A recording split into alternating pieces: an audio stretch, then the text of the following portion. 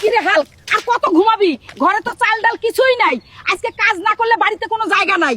আরে মা, তুমি আমাকে সাত সকালে উপরে পানি ঢেলে দিলে আর এত বড় কথা বলতে পারলে। ঠিক আছে, আমি এখনই কাজে যাচ্ছি। যাও যাও, এইভাবে ঘুমালে রিক্সা চাইলেও ভাত পাবে না, লুমের পুত, মনে রাখ। মা বলেছে রিক্সা চালিয়েও ভাত পাবো না, তাই আজকে রিক্সা চালিয়ে যা টাকা ইনকাম করব তা দিয়ে চাল কিনে নিব। আরে যাবেন নাকি অচিন্তপুর, গৌরীপুর, মহিষরণ, কৃষ্ণপুর? তাড়াতাড়ি চলে আসেন আমার রিক্সাতে।